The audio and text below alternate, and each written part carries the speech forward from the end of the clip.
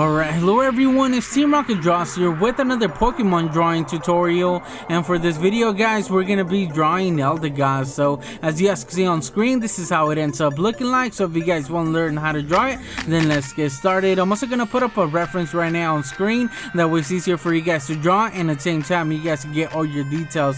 Just keep in mind guys that we're gonna start off by doing a sketch, and then from there on you guys are gonna do your final drawing. So remember to do your line slide. Just like other tutorials, we're gonna start off by doing a circle, and once again try to get it as perfect as you can.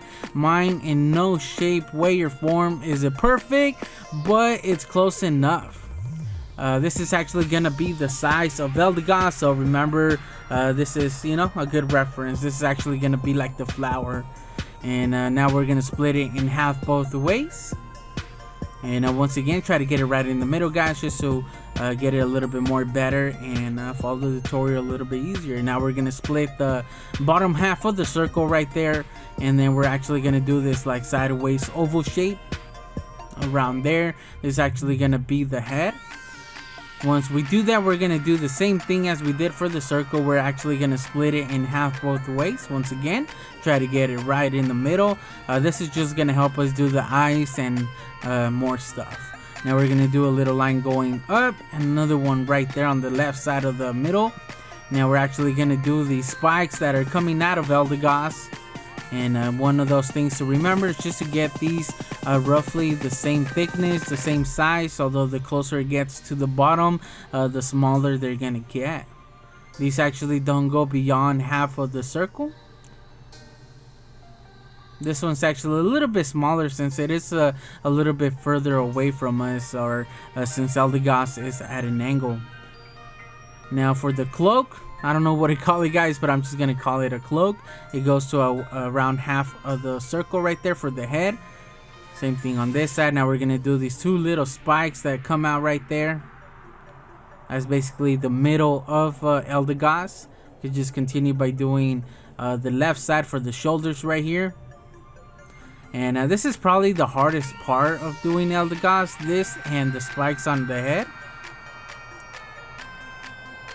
But once you guys get it over with, then the rest is just a lot easier guys. Now for the middle right there, I realize that this shape right here actually lines up with the middle right there, the two spikes that are like around the neck, the collar of Eldegoss. So then I just use that as a reference, just to help me do the sides right here. And something that I ended up doing later on guys was erasing the shape of the body right here, and actually erase it up a little bit. I felt like it was too long, and yeah, so I do change that in just a little bit. You guys see me having a little trouble right there with the shapes, but now that we have that guys, we could actually go back and erase some of those reference lines.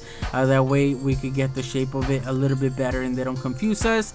Now right here for the middle, for the forehead area, we could do this triangle shape upside down. And one thing that I want you guys to notice is that it doesn't end up like right in the middle of the head.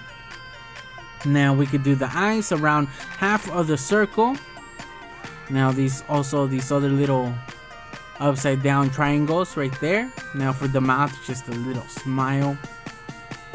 And we're basically done guys. Now it's just about adding some of the details, also erasing some of these lines that are not supposed to be there. This is a good time to check the reference, that way you guys can get an idea of what lines to erase and which ones to keep. Alright, so now for the eyes, although the one on the right seems like it's a little bit bigger, even though it should guys, but I felt like maybe doing them the same size wouldn't hurt. And we also got these little like dots or seeds, I don't know what they're called, right here for the actual flower or whatever this is of Eldegoss. I'm not too familiar with the Pokemon. And then another thing that I want to remind you guys was that the actual circle wasn't perfect. It actually is you know, a little wobbly if you will. And this is where I noticed that I didn't like the body right there. I felt like it was too low, so I do change it. But basically this is where you guys have your final sketch. If something doesn't look right, guys, now's the time to change it. Just because I changed mine doesn't mean that you guys have to do the same to yours. Everybody's gonna do the sketch a little bit different, so it's just a matter of seeing what you could change on your drawing to make your drawing better. You guys can use the reference as a guide. It's basically there just for that. You guys don't have to follow it 100%. As you guys saw on mine, I made a few more changes just to make it work with mine. It's not 100% like the reference, but I made it work for me. Now once you guys have your final sketch, guys, you're happy with it, there's different things that you guys could do. You guys could just outline it with a pen or something like the way I'm doing it here, and then wait for that to dry, and then just erasing all the pencil markings, and you'll be left with like a clean outline. Another thing that you guys could do that I tend to do in some of my other tutorials is that I completely erase the sketch, and even though I erase it, I can still see some of those lines there, and then I just basically redraw Eldegoss by following those like marks, you know, from my sketch. And what that does, it just makes the outline a lot cleaner. You could also transfer this and trace your sketch on another fresh piece of paper, and it give you even better outline. So I do end up coloring it, guys. I use my Copic markers and my Prisma Premier color markers. I think right here I outlined it in kind of like a brown kind of marker. I think it's like called the Micron or something like that. I think it's like Copic related. It's like an outliner for Copics. And then I wasn't happy with this, so I went back and I outlined it with the thicker one. And I think I did the right thing right there by making it a little bit thicker. And the reason that I didn't use a black one, a black outliner, was just because I felt like the black outline probably would have been a little bit too much, and I felt like the brown was a little bit more softer looking as an outline. And in the end, I think I like it, you know. I think it came out pretty good. One of the things that I would have changed probably on my outline, guys, was the eyes a little bit. I felt like they're not the right size, they're not the right shape. In the end, I worked a little bit on it, but overall I think that's where I went wrong, and that's the things that I would have changed. Maybe worked a little bit more on the body, made it flow a little bit better, but these are just changes that I would have made on mine, guys. And then yeah, so for the actual body, I used like a darker green than I used on the head. On the head it's a little bit more yellow green. And then for the cloak, I'm gonna call it a cloak, I don't know what it is, I used the yellow. Then for the back, for the actual like seeds on the flower, I don't know what it is, guys, but I just used the brown, the same brown I did for the eyes.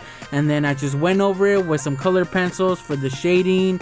And I really like using color pencils over markers or watercolors. It just adds a little bit more texture and a little bit more richness into the drawing. And the end, I think it came out pretty good, guys. I really like the shading on the flower or the ball, whatever it is. I think it's a dandelion, to be honest. Probably you guys are letting me know in the comment section already. But yeah, so I like how I did the shading. I think it really worked out. I just used like a light brown to do that and give it that effect. So overall, guys, I'm pretty happy with this. So hopefully you guys, your drawing came out good.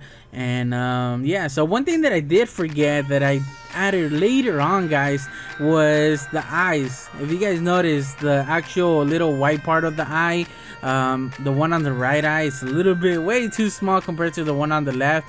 This is something that I didn't notice because my drawing is actually really small, but I do go back later on and I add some highlights with the white gel pen, and I do fix that, so I basically make it stand out a little bit better. So that's one of those mistakes that I ended up making in the video, but in the end I did change that, and I didn't notice it when I recorded the video. So yeah, guys, just wanted to point that out. So overall, I think it came out pretty good. Let me know in the comment section below how yours turned out. If you guys have any questions, you guys could always leave a comment. I'll be happy to reply and help you guys out as well. There's other people that might help you as well. So once again, let me know in the comment section below if you ended up drawing Eldegoss and you guys got this far. And yeah, guys, so thank you guys for watching. Don't forget to leave a like and subscribe for more videos, and I guess I'll just catch you guys on the next one. Team Rocket Draws out.